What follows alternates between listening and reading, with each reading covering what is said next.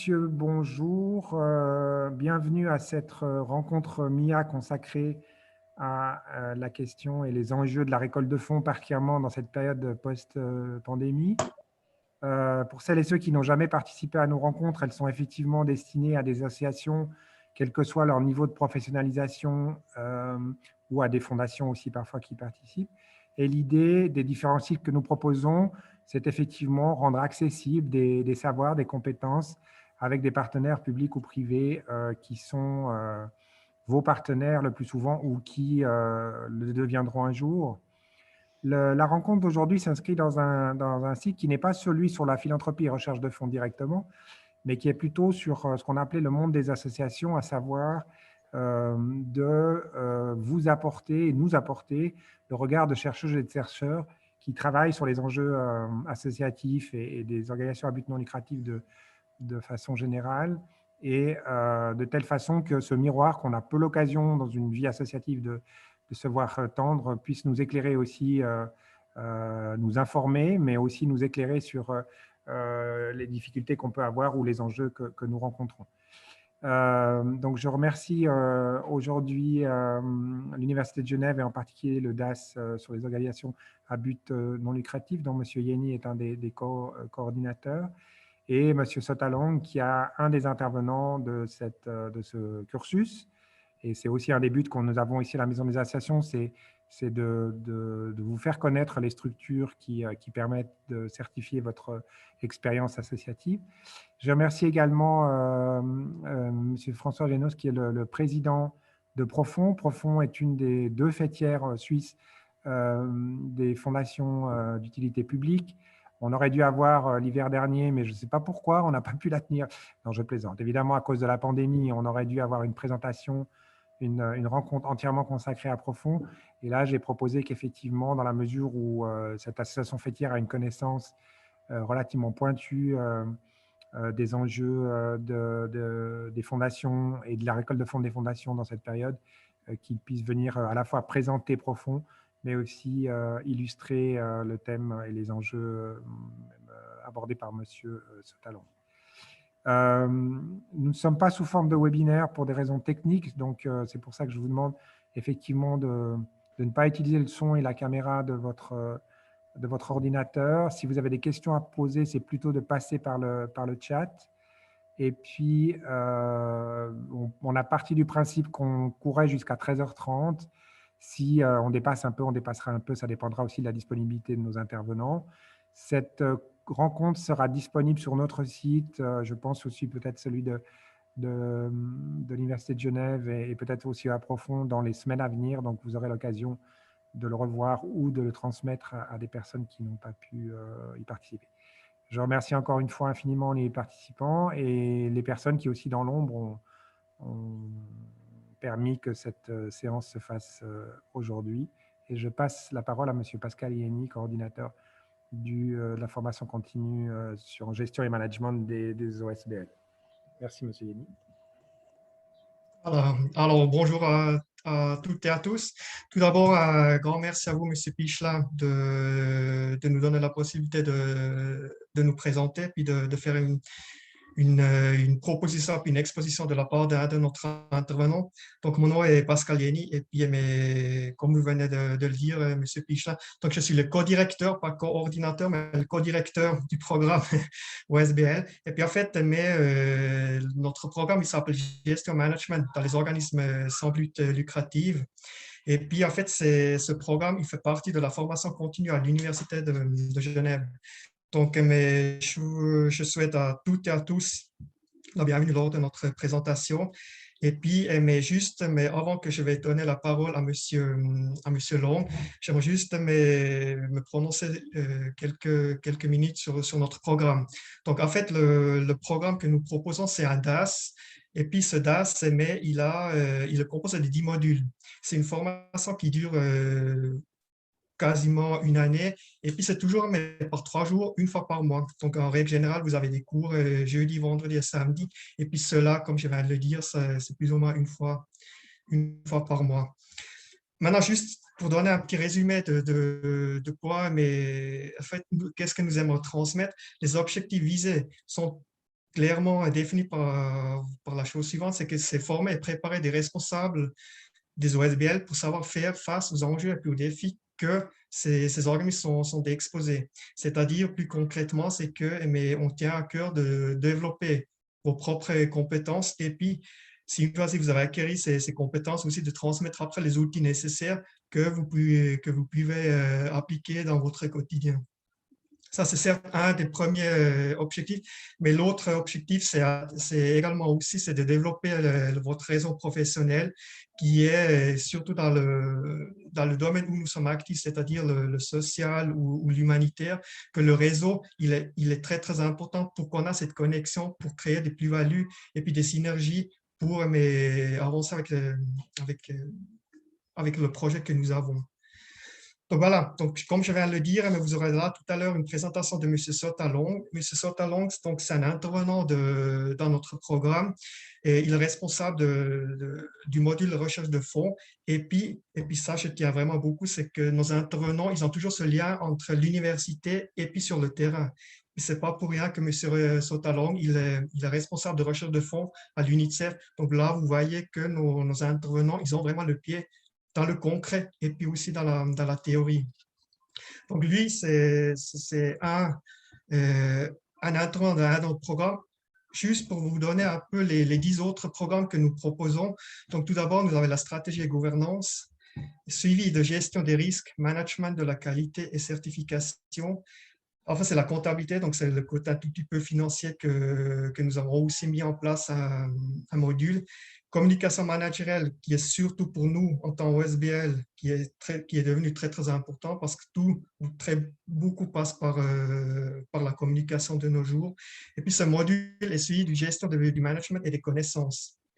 Donc là, on arrive à la moitié du DAS, donc de ces 10 modules. Et puis après, la deuxième partie, ça se compose de la collecte de fonds de M. Sota. Là. Et après, la gestion des ressources humaines, droit du travail et assurance sociale. Il a aussi le module leadership et tout à la fin, nous allons conclure notre programme par la conduite de projet. Donc voilà, maintenant pour que vous puissiez vous faire un peu une idée de comment ça se passe un peu chez nous dans notre formation, je vais passer le mot à M. Sotalon. Donc je remercie mille fois de se mettre à disposition pour présenter ça. Et puis il va vous présenter une séquence qu'il donne mais chez nous à notre programme. Comme ça, vous avez une idée concrète avec comment ça se passe, un cours au sein de chez nous. Donc voilà, Merci. du coup, je vais passer la parole à M. Sota. Je vais juste lui transmettre ça, juste pour la suite des déroulements. Donc, il y a M. Sotalon qui va vous présenter maintenant le programme, les séquences. Et après, il y a l'échange entre vous et M. Sotalon, voir avec moi si vous avez des questions sur la recherche de fonds. Et puis, je viendrai juste vers vous pour conclure 2 minutes à la fin. Et puis, à la fin, ce sera M. Génos qui prendra la parole pour terminer cette présentation. Donc, du coup, je vais donner la parole à M. Sotalon. Merci beaucoup. Je vais passer la parole et puis ça devrait jouer. Ok, je vais juste partager mon écran. Ok. Est-ce que tout le monde voit mon écran? Oui, pour moi c'est bon. Les autres, ils sont sur muette, mais en tout cas, moi je le vois. Oui, tout à fait. Ouais. Très bien, très bien. Alors d'abord, un grand merci, un grand merci à M. Pichelin d'avoir organisé cette session et merci Pascal de m'avoir aussi permis effectivement de partager ça, ce moment-là. Et je vous remercie à vous d'être là, de prendre du temps dans votre, j'imagine, agenda très très surchargé.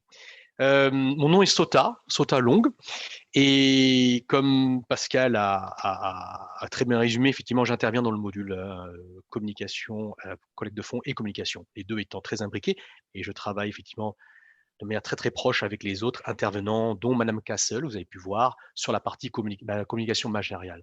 Alors, pour moi, aujourd'hui, c'est un moment très intéressant parce que c'est un moment de partage. Parce que j'aimerais qu'on puisse se retrouver ensemble à la fin de ce petit moment où je pourrais vous montrer des choses, qu'on puisse se dire « Ah, tiens, j'ai appris de certaines choses et pour mon association, pour mon travail, ou bien même si je débute, ou même si c'est en plein milieu où je suis un expert, je pense qu'on a toujours des choses à apprendre. Et je commence d'abord à vous remercier, vous, parce que si vous travaillez dans des associations, et c'est le cas, je voudrais vous remercier pour tout le travail que vous faites au quotidien auprès des gens. Dans mon travail, je côtoie effectivement des bénéficiaires de ce que vous faites, et donc c'est toujours un vrai plaisir effectivement de rencontrer en fait les personnes qui sont aussi, si vous voulez, en première ligne. Alors, ce que je voulais faire, c'est que je voudrais partager avec vous quelques idées aujourd'hui sur la collecte de fonds. Et à travers quoi? À travers des outils. Monsieur Huni a parlé d'outils, a parlé d'enjeux, de défis et de réseaux professionnels. Donc nous allons voir effectivement tout l'ensemble de ces choses-là. Mon intervention va durer à peu près 25 minutes, mais dans mon intervention, j'aurai le plaisir aussi d'avoir une personne qui a participé au DAS cette année et qui pourra ensuite donc dire 2-3 mots du DAS. Parce que je pense que le mieux, c'est de donner la parole aux gens qui ont suivi le DAS réellement. Okay, donc ça, ce sera la fin de mon intervention.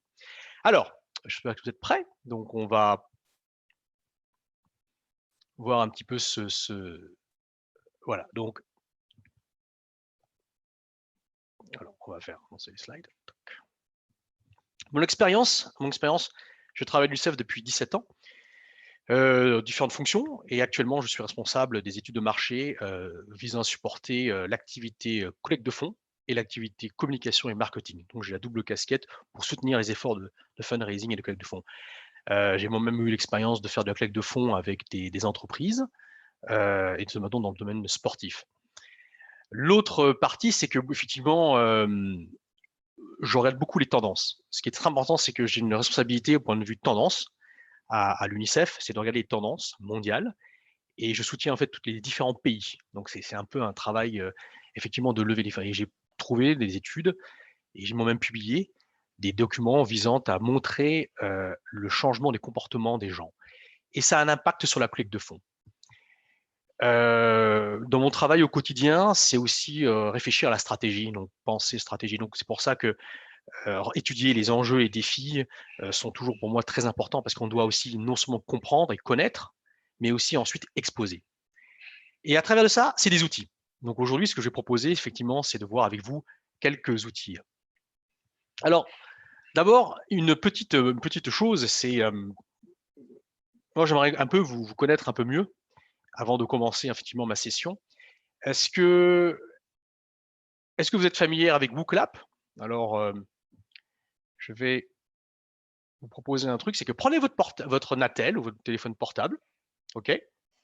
Et si vous pouvez, alors c'est libre, hein, vous pouvez scanner ce QR code, ok? Donc je prends mon téléphone sur la partie photo et je me mets effectivement sur le QR code, ok?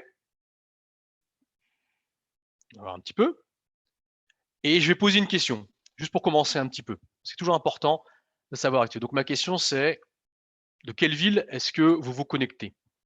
Est-ce que vous voyez toujours mon écran? Donc là, je vois Zurich, Genève, bravo. Donc je vais faire ça en workload, c'est toujours très sympa. Il y a une majorité de personnes sur Genève, donc moi je vais répondre aussi. Je suis pas loin de vous, hein, je suis à Nyon. Ouais, Zurich, Genève, ok, très bien. Donc les gens commencent à répondre, 12 personnes, bravo, continuez, super. Ok, donc parfait. Alors maintenant, la deuxième question qui est importante, si je vous dis collecte de fonds, à quoi pensez-vous? En un mot ou en deux mots, de la même manière. Donc j'attends 2 petites secondes. Ok, strict marketing. Ok, donc du digital, du don en ligne.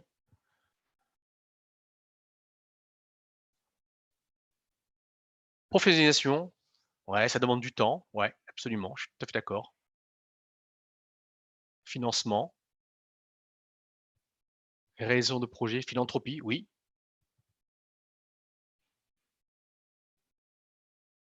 Ok, parfait. Financement, d'accord. Parfait. Time consuming, don en ligne. Donc je vois impératif. Ok, impératif, bien sûr. Ok, ok. Donc si je prends pour pouvoir lire, on peut lire comme ça. Voilà, tac. On peut lire plus différemment. Ok, super. Alors, crowdfunding, parfait. Gardez-le très bien, hein, parce que je vais aussi couvrir ça aujourd'hui. Parfait. Alors, très bien. Je vais revenir à la présentation, mais ça vous donne une idée, effectivement, des mots qu'on a et puis de ce que à quoi vous pensez aujourd'hui.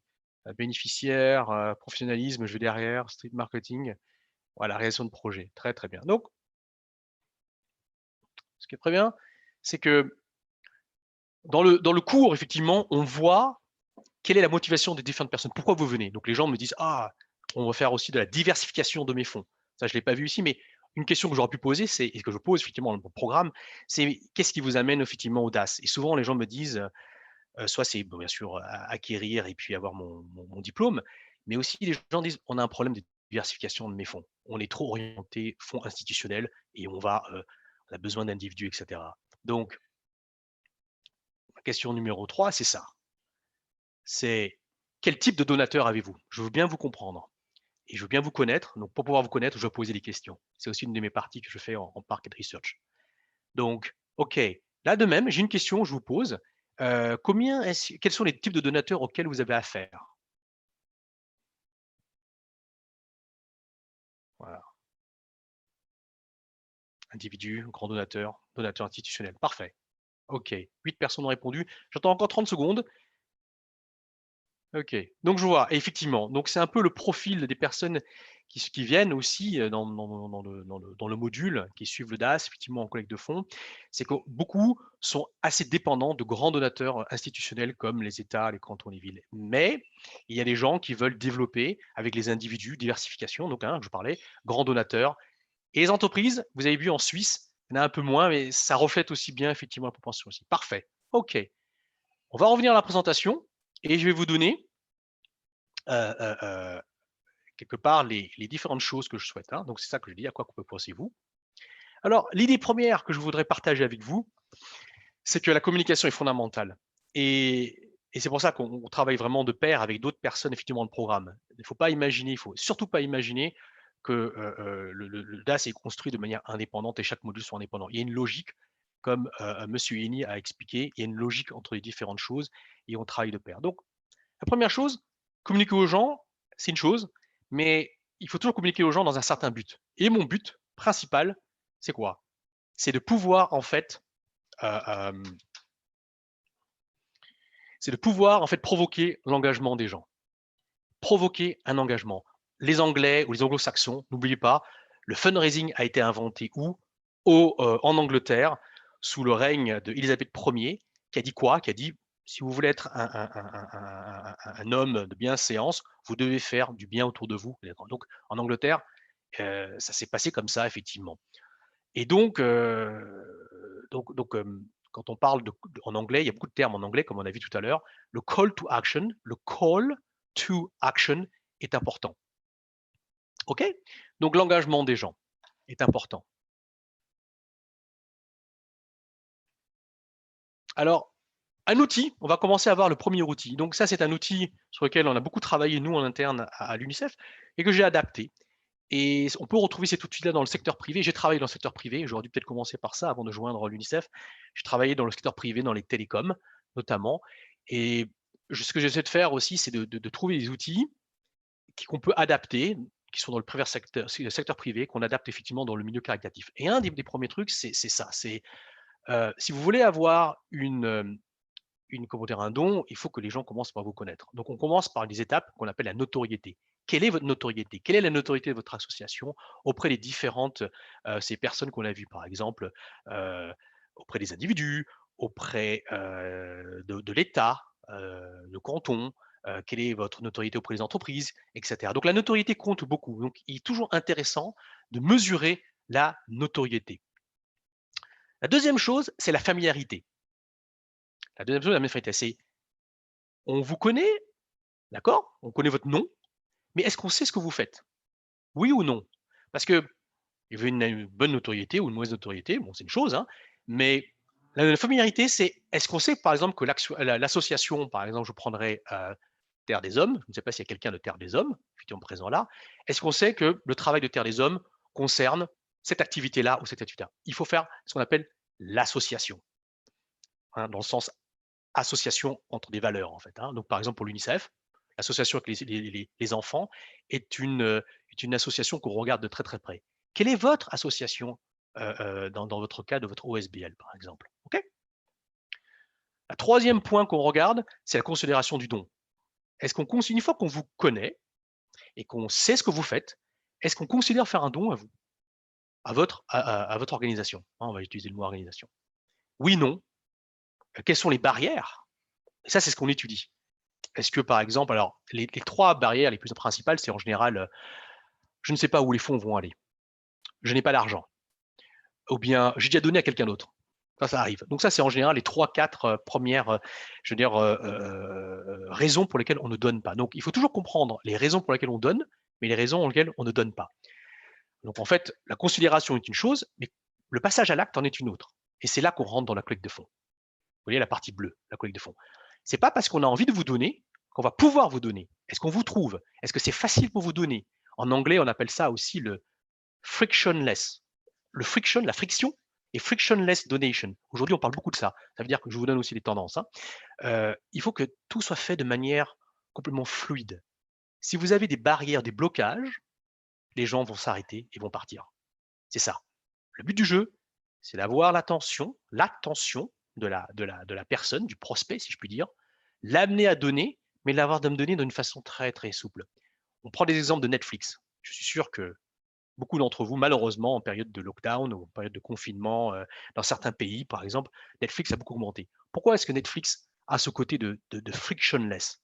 Vous regardez une série, la série se passe, poum, vous n'avez même pas besoin d'appuyer sur un bouton, l'épisode suivant commence à jouer. Voilà ce que j'appelle le frictionless. En donation, c'est pareil. Pas plus de 2-3 étapes, par exemple, pour un don. C'est trop. Il faut un gros bouton, vous donnez, etc. Donc, c'est ce qu'on étudie, effectivement, les techniques.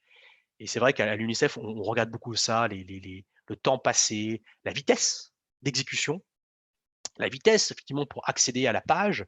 La vitesse compte beaucoup, parce que sinon, les gens se lassent et vont partir. Et le dernier point, qui est très important, c'est la loyauté. La loyauté est une chose très importante. Ce qu'on souhaite, c'est d'avoir quelque chose de récurrent, ne pas avoir à aller chercher le donateur. Donc, le dernier point qu'on regarde dans le modèle, c'est en quoi la personne peut être loyale. Alors, ça peut être un don régulier, donc tous les mois ou tous les semestres, mais régulièrement. Hein.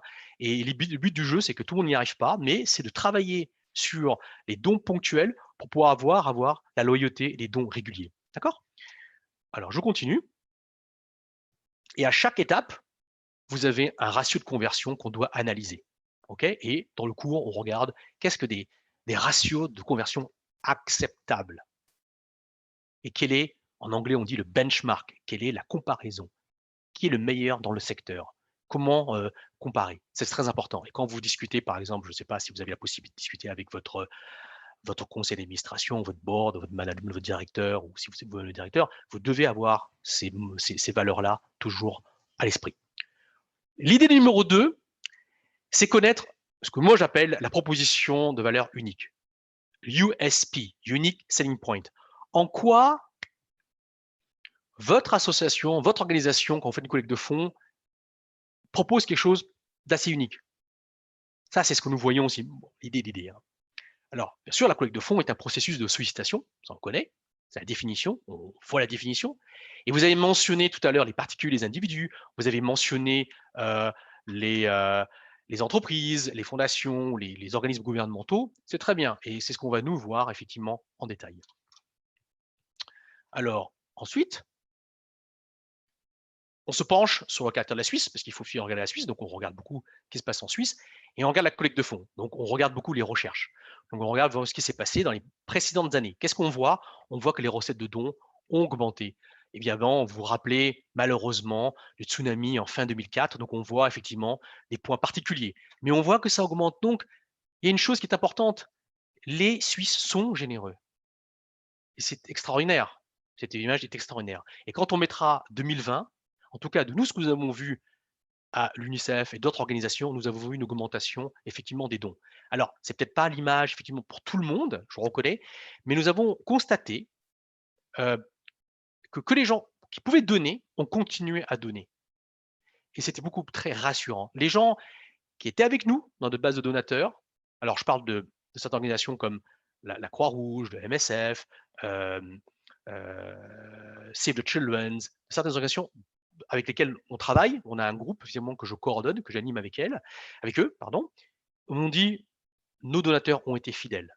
Alors, débat et question, est-ce que les donateurs ont été fidèles? Et l'idée, c'est que parfois, les donateurs n'ont pas été fidèles, ils sont partis, mais dans l'ensemble, le taux de rétention a été assez bon. Voilà, c'est très important pour les fundraisers, comme vous pouvez imaginer. Les ménages privés, la majeure partie des dons aux premiers ménages, donc ce qui est fantastique. Tout à l'heure, j'ai vu dans le WooClap, on a parlé des dons en ligne. Donc, ce qui était toujours intéressant, c'est de regarder l'environnement dans lequel vous êtes. Et les dons en ligne, ce que vous pouvez voir dans les dons en ligne, c'est à droite, les nouveaux paiements, les nouveaux canaux de paiement avec les dons en ligne. Vous voyez qu'en Suisse, eh ben, les dons en ligne, vous voyez, sont entre 2017 et 2019, sont assez bas et assez faibles. Donc, c'est quelque chose qui est assez intéressant à voir en pays. Ça dépend des pays. Certains pays en Asie, par exemple, la Corée du Sud ou au Japon, les dons en ligne sont extrêmement importants. En Suisse, on a constaté que les dons en ligne n'étaient pas aussi forts. Maintenant, avec le Covid, on s'est aperçu aussi qu'il y avait un changement de mentalité et un changement dans l'adoption en fait du e-commerce. Pourquoi est-ce que c'est important dans l'adaptation du e-commerce? Parce que quand les gens vont en ligne et font des achats en ligne, ça crée des mécanismes de comportement. C'est qu'ils se disent: «Ah tiens, c'est possible. Tiens, je vais faire un don en ligne et je vais acheter en ligne». Je vais, par exemple, de site, je ne veux pas citer de nom, mais bon, si vous allez à Migros en ligne ou bien, Coop en ligne et cetera, vous dites: «Bon, c'est possible de le faire» et donc vous créez des habitudes et donc derrière, les associations caritatives, c'est plus facile pour elles ensuite de promouvoir le don en ligne quand les gens ont déjà l'habitude de le faire en ligne pour d'autres choses, pour d'autres achats et ça, c'est important. C'est pour ça que les tendances sont importantes à regarder et quand on regarde ça, on se dit, avec Swiss Funding, qu'il faut peut-être être présent dans les canaux de paiement traditionnels, d'abord, sécuriser ça, et puis peut-être tester dans des nouveaux canaux de paiement. Donc l'idée, elle est là aussi. C'est pas tout partir et d'aller partir sur sur les autres, je dirais, canaux de paiement tout de suite. Sécurisez d'abord votre base, hein, et puis ensuite explorer de nouveau. Donc nous, le modèle que j'utilise en général ici, c'est un terme anglais, hein, mais bon, pardonnez-moi mon anglicisme, mais c'est toujours important. C'est fortifier le fort, hein, si je puis dire. Donc, ça, je serai traduit en français. Fortifier le fort et explorer. Donc, fortify, hein, protect and fortify, the fortress, donc, hein, et explore, explorer les nouveaux canaux. Je continue. Ce qu'on fait en général, le deuxième outil que je vous propose, c'est effectivement ce cadre effectivement de l'analyse, c'est que vous devez en fait avoir un cadre de la collecte de fonds. Ce qu'on fait en général, c'est qu'on fait un pestel analysis. Peut-être que certains vous connaissent. C'est vous regardez plusieurs dimensions, la partie politique, la partie économique. La partie politique, c'est est-ce que dans le canton, il y a des lois qui nécessitent en fait, qui permettent d'avoir un qui forcent en fait les acteurs à faire des dons. Par exemple, si vous prenez aux États-Unis, dans certains cas, les fondations sont obligées chaque année de libérer, de donner un pourcentage de leurs assets, de leurs actifs. Donc ça, c'est important de l'avoir aussi.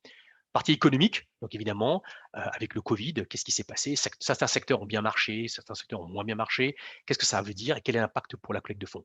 Social, la technologie, ça, si on est autour de la table, enfin autour de la table, avec un Zoom meeting, c'est qu'en technologie, on est maintenant online. Donc qu'est-ce que ça veut dire? Quelles sont les applications pour la collecte de fonds? Ensuite, on a la partie légale. La partie légale est importante parce que vos donateurs ou les prospects doivent consentir à être contactés par vous avant de donner. En tout cas, en Europe, ils doivent être contactés, hein. C'est le fameux opt-in. Donc, qu'est-ce que ça veut dire sur le marché suisse, par exemple? Donc, la partie légale est importante. La protection des données.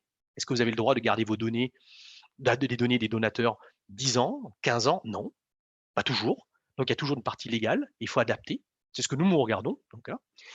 Et la partie environnementale. Est-ce que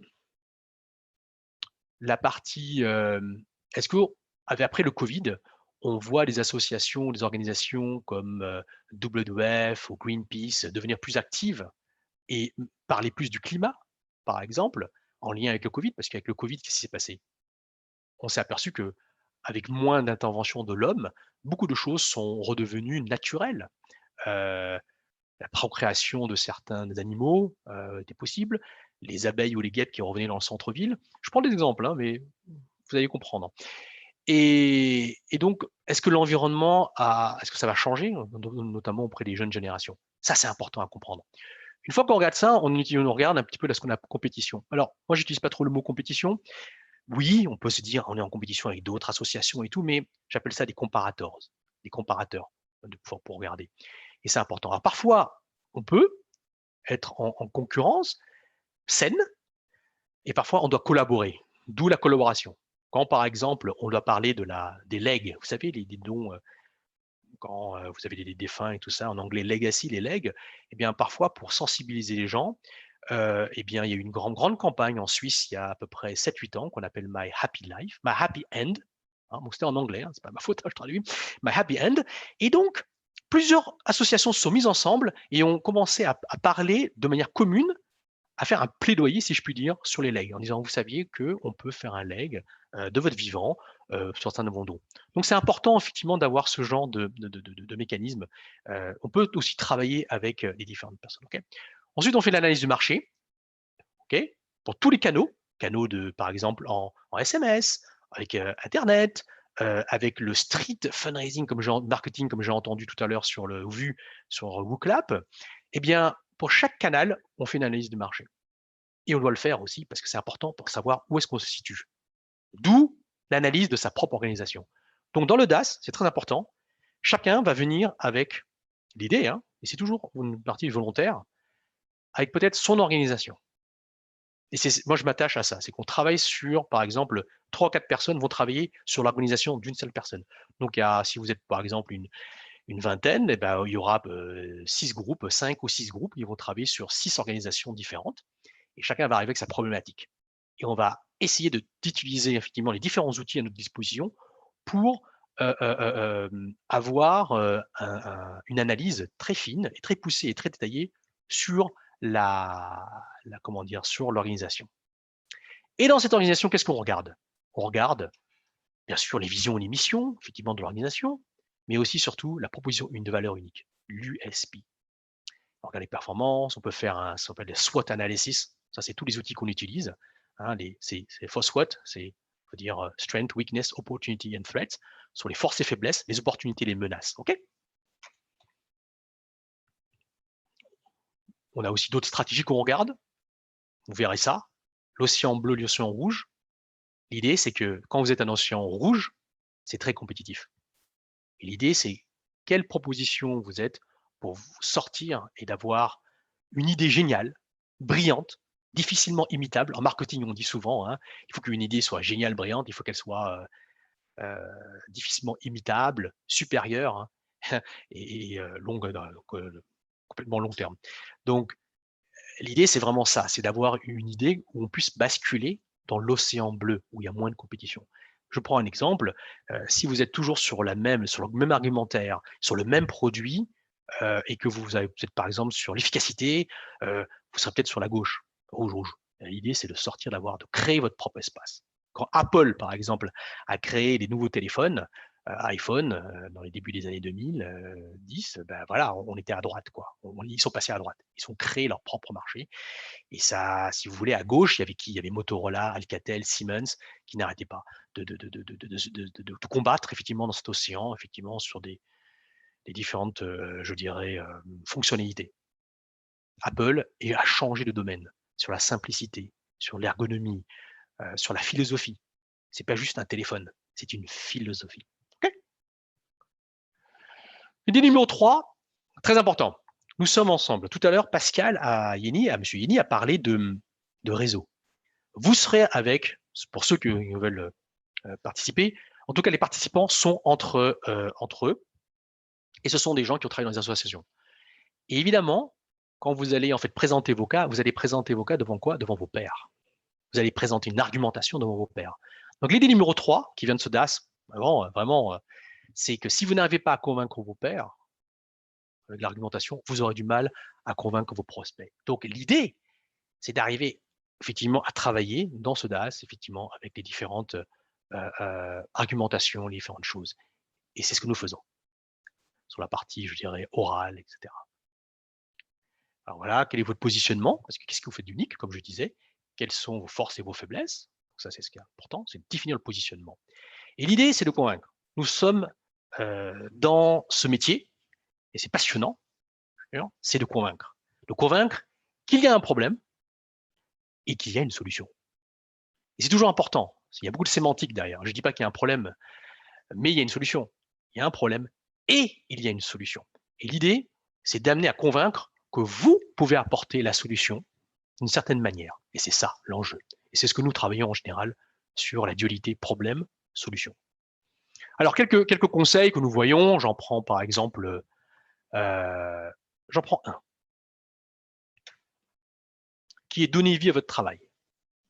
Alors, vous pouvez lire, hein, et c'est ce que nous faisons en général, quelques conseils, et ça, c'est basé sur des années d'expérience, etc. Donc, je partage avec vous parce que j'ai confiance en vous, et je sais que quoi qu'il arrive, même si vous ne suivez pas le DAS, c'est que vous faites un travail important. Mais c'est important de savoir que ces conseils-là peuvent avoir une résonance chez vous et que vous pouviez les utiliser et le faire au quotidien. Mais quand vous avez un argumentaire, donnez vie à votre travail. Je lis trop d'argumentaires où il n'y a pas de vie, où on ne sent pas l'émotion, où on ne sent pas la vie. Votre argumentaire doit être un argumentaire qui doit susciter la passion et l'envie de vous aider. Vous devez expliquer, vous avez besoin de financement. Je l'ai vu dans le WooClap. Financement, oui, on a tous besoin de financement. Puis vous devez expliquer le financement. Alors vous avez deux systèmes. Je ne sais pas si vous êtes au courant. Vous avez un système, je dirais, logique, rationnel, avec des chiffres, fiches chiffrées, etc. Très bien. Mais vous devez aussi avoir une explication émotionnelle. Vous entendez parler de storytelling, par exemple, hein, comment raconter les histoires. C'est très à la mode, effectivement. C'est ce genre de choses qui doit effectivement être important, c'est d'avoir la possibilité de justifier votre travail avec des images, des mots, des souvenirs, une empreinte visuelle et émotionnelle. Et dans notre session, ce qu'on fait en général, on commence souvent par les sessions où on partage des photos qui suscitent en fait l'émotion, qui n'ont rien à voir avec le domaine caritatif, des photos, et on travaille les émotions. OK? Voilà. Quand je parlais d'augmenter, vous vous rappelez la fameuse Madeleine de Proust, c'est exactement ça. Voilà, c'est un petit peu ça. C'est un petit peu un clin d'œil à Proust et à la littérature. Voilà le type de choses que nous faisons. Pour vous donner une idée, on a un challenge. J'aime les challenges. Et en fundraising, en club de fond, il y a du challenge. Et là, vous avez 6 groupes, comme j'expliquais, et vous avez en fait les différents groupes qui doivent pitcher ou présenter au reste des groupes. Vous avez un groupe qui j'ai juste masqué les noms des groupes et le nom des gens, mais voilà le groupe qui écoute. Et voici l'audience. Vous vous rappelez les grands donateurs, les cantons, donc la personne, c'est un jeu de rôle, si vous voulez, c'est un jeu de rôle. Et vous devez convaincre, en fait, le groupe 1, par exemple, doit convaincre un grand donateur. Donc l'argumentaire va être un petit peu différent. Et le groupe numéro 6, par exemple, bon, là, le Rotary Club, le Kinawis, bon, ça me donnerait des idées, effectivement, de ce qu'ils doivent faire. L'idée numéro 4, et c'est pourquoi je fais la transition, il est difficile d'avoir le même argumentaire pour les mêmes types de donateurs. Vous devez segmenter. Voilà, parce que, et là, on l'apprend, et on le voit. Il y a des modèles qu'on peut utiliser, et voilà, donc on a une générosité, voilà, il y a l'âge, il y a la régularité du don, il y a la géographie, le comportement, la fidélité. Bon, vous segmentez.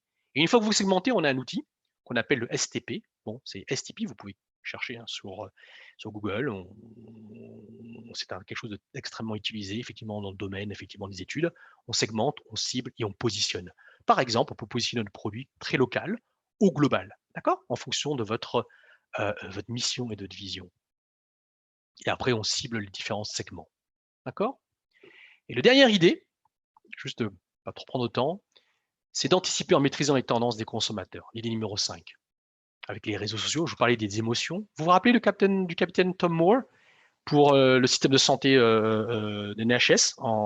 Il devait simplement faire quelques pas. Il a 99 ans à l'époque, 98 ans ou 99 ans, et il devait, avant ses 100 ans, faire des pas dans son jardin. Et il devait lever des fonds pour le NHS, donc le système de santé britannique, en plein Covid. Eh bien, il a fait quelques pas et tout, c'était viral, et il a levé quelque chose comme 40 millions de pounds. Donc, c'est l'émotion. On a envie de voir ce genre de personnes ici, quoi. Crowdfunding, on en a parlé, c'est pour ça que je veux revenir. Donc, est-ce qu'il y a un avenir après le Covid pour le crowdfunding? En tout cas, en Suisse, on s'aperçoit que le crowdfunding est en baisse en Suisse, d'après en fait les sources que j'ai. Du Swiss Fundraising 2020 est un petit peu en baisse. Donc, toujours regarder de ce qu'on en pense. Donc, les questions que vous vous posez effectivement dans le World Clap, on essaie d'y répondre aussi par la recherche. L'intelligence artificielle, on verra des exemples. Et j'en parlais tout à l'heure, l'ère du consentement, le fameux opt-in. Ça, c'est un cas, par exemple, de Cancer Research. C'est joliment fait. Vous pouvez, au lieu d'avoir un texte, vous avez un peu des icônes. Donc, c'est très joliment fait. Vous pouvez ticker et donc, les personnes peuvent vous contacter. Voilà. Pour l'UNICEF, je vous donne un exemple. À l'UNICEF, on a mis comment on appelle, des sortes de petits matelas de 1,50 m pour séparer les gens, pour pas avoir les gens. Donc là, je leur dirais plutôt à mes collègues, je leur dis, mais pourquoi ils ne mettent pas de masque? Voilà. Donc, on peut toujours regarder ça. Ici, par contre, voilà, ils sont masqués. Donc, on a été flexible, en UNICEF en tout cas, on a dû s'adapter. Et ça a été un peu difficile, mais on a pu s'adapter en face-to-face. Une tendance très forte, c'est le local love. En Suisse, par exemple, manger local, manger suisse. Et c'est pareil à l'UNICEF, on a dû adapter notre discussion. Ce que nous faisons pour les pays, effectivement, lointains, on peut aussi le faire chez nous, à la maison. Donc, ça, c'est les donations, effectivement, du comité espagnol. Donc, je prends des exemples de différents pays aussi. On utilise des modèles.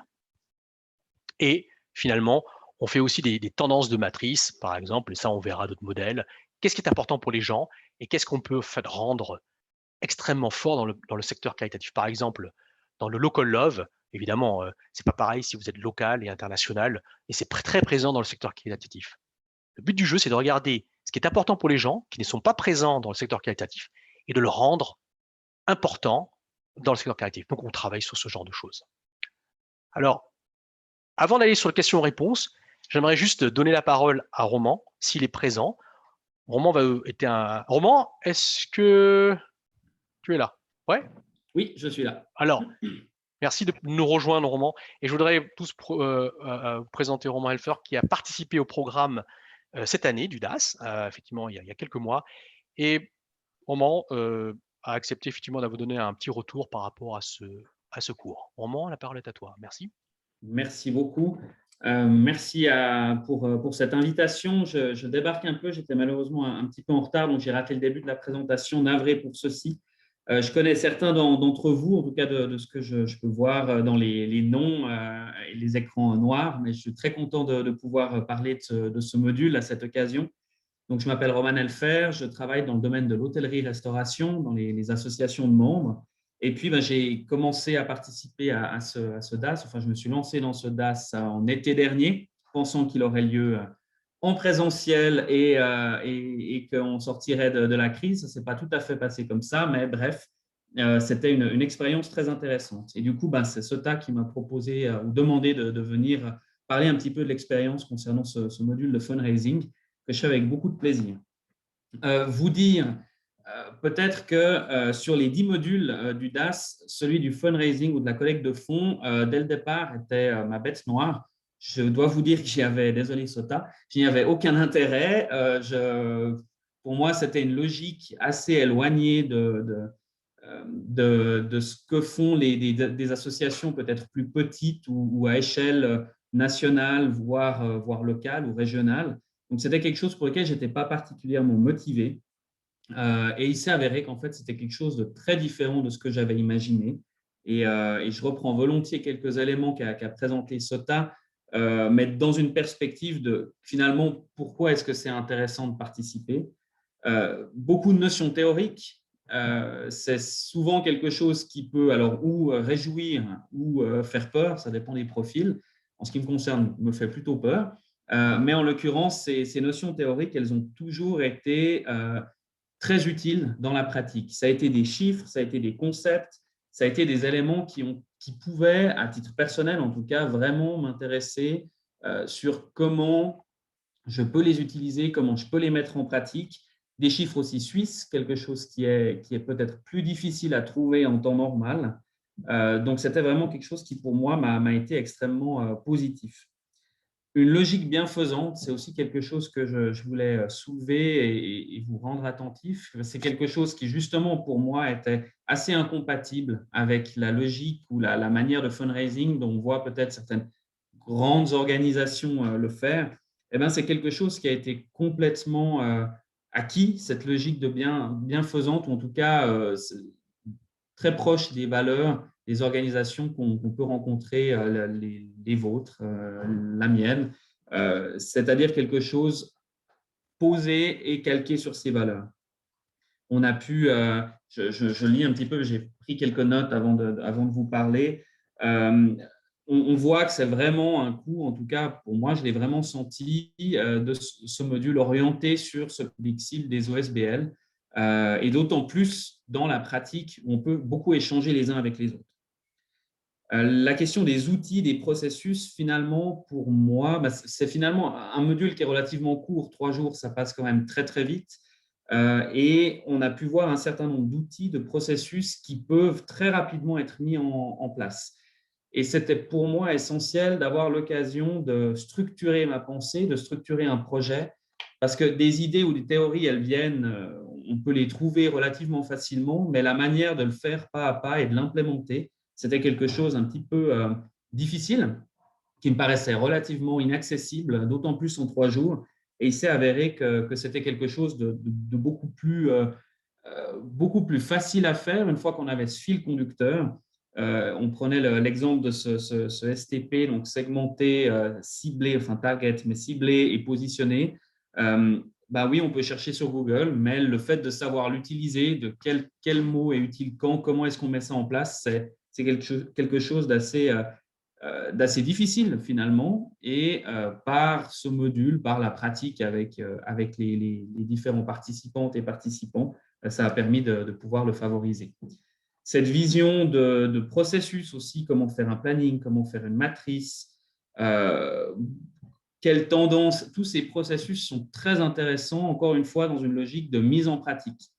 Pas tant d'avoir simplement quelques slides et voilà ce qui se passe, mais comment est-ce qu'on les implémente dans notre réalité. Et enfin, peut-être sur ces éléments, la question d'orienter à la fois sur les individus, sur les entreprises, aussi sur les bénévoles, quelque chose qui, en tout cas, dans ma pratique, est particulièrement important, et je pense que c'est peut-être le cas pour certains d'entre vous. Finalement, les bénévoles sont, dans un certain sens, des donateurs. Donc, comment est-ce qu'on les encadre, comment est-ce qu'on peut en parler et les intégrer là-dedans. Et ben voilà, à chaque fois qu'il y avait une notion qui était peut-être moins développée dans la théorie, ben c'est quelque chose qu'avec des participants, on peut apporter, on peut discuter. Et quelque chose de très agréable, ben c'est d'avoir aussi des aspects de théorie ou des rappels d'expérience professionnelle, notamment évidemment de l'intervenant, donc de SOTA, qui nous permettaient d'y voir plus clair. Il y a cette expérience terrain autant de l'intervenant, j'en parlais à l'instant, que des participants qui est hyper importante. Et cet échange qu'on a, cette manière d'interagir, de se mettre un petit peu en danger les uns avec les autres, en se parlant, en présentant ses projets, en étant en concurrence, c'est une manière assez ludique de le faire, mais qui finalement correspond assez à la réalité qu'on vit. Parce que on aimerait bien ne pas se sentir en concurrence, mais il y a une réalité quand même économique derrière. Et c'est assez intéressant de pouvoir aussi se comparer dans le cadre d'un cours, dans un univers relativement protégé. C'est vraiment une expérience très, très intéressante dans cette logique et ces attentes pour la collecte de fonds. Ce que je voulais encore vous dire, oui, c'est ce travail personnel. Alors, pour ma part, ça allait un petit peu avec la ligne du départ. J'avais pas forcément d'idée. J'avais un projet, mais qui n'était pas très concret, où je pensais que ce n'était pas le moment d'en parler et d'aller plus loin sur le fundraising. Puis il s'est avéré que dans mon groupe, on était à peu près tous dans la même situation. Donc, on a pris mon projet. Et c'est quelque chose qui a été, alors qui n'est pas encore sur les rails pour X ou Y raison, mais qui a permis d'énormément le structurer. Et par rapport à ça, je pense que ce module répond véritablement aux attentes autant de gens qui travaillent dans des grandes structures, qui ont déjà une certaine expérience, un certain historique, que des personnes qui… excusez-moi, je n'ai plus de batterie sur mon ordinateur. Je vais juste me brancher, pardon. Des personnes qui auraient cette expérience ou alors des personnes qui sont au début de leur pratique, de leur association. Et pour ces personnes, c'est aussi pertinent, c'est aussi intéressant. En tout cas, pour moi, ça a été vraiment une révélation quant à la manière de structurer le projet, structurer l'idée, et ça cadre beaucoup le développement finalement de n'importe quel projet. Je pense que vous avez compris et je vous assure que je n'ai reçu ni argent ni bonification sur des notes de mes examens pour vous le dire. Je suis assez convaincu de ce module, même très convaincu de ce module, de ces éléments. Je pense qu'il y a beaucoup de conseils, on en a aussi, enfin, j'ai entendu Sota en parler, il y a beaucoup de conseils qui sont partagés. D'expérience, c'est, je pense, relativement rare d'avoir l'occasion d'avoir des personnes qui ont vraiment ce niveau de connaissance et d'expérience, qui les partagent ouvertement dans une logique qui finalement correspond bien à notre domaine, d'échanger, de partager, de faire grandir les idées et le succès tous ensemble. La question du réseau est absolument impressionnante. Là aussi, malgré les cours en ligne, malgré le fait qu'on est tous assez éloignés et qu'on se voit que 10 modules, 3 jours, on a véritablement des contacts qui se sont créés, mais surtout des échanges professionnels, des gens qui ont beaucoup d'expérience, qui partagent, des gens qui en ont moins, qui amènent des questions. Donc finalement, tout le monde trouve sa place et c'est quelque chose de vraiment très, très profitable.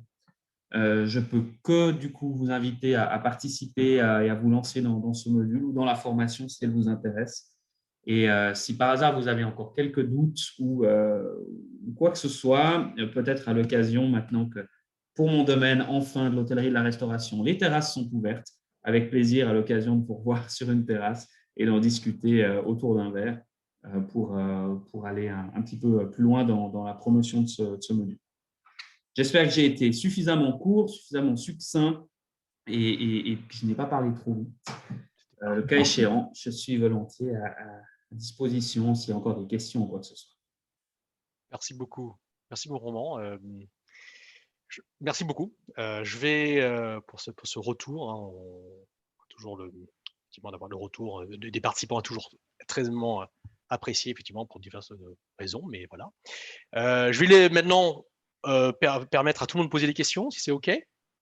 Alors, j'étais en train de lire les premières… Alors, est-ce que quelqu'un a des questions parce que je vois des questions là sur le chat box, très concrètement. Hop, je vais regarder.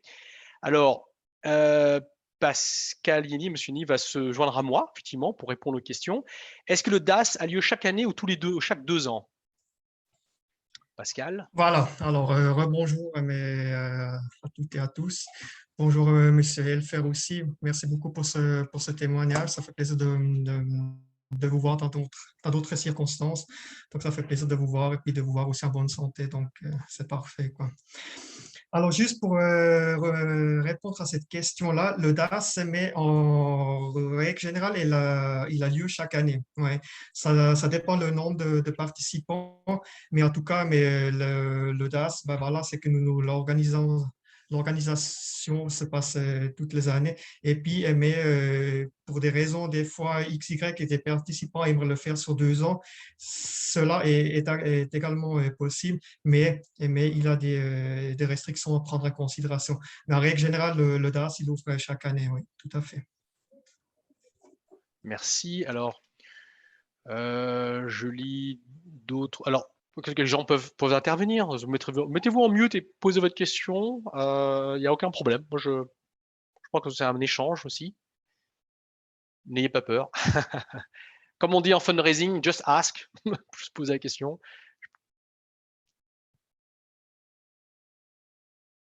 Alors, en attendant que quelqu'un se décide. Bonjour, Ouais, pardon, oui, vous m'entendez? oui. Je suis Marie-Luce Classe, donc je fais partie d'une organisation à Genève qui s'appelle FLAG 21.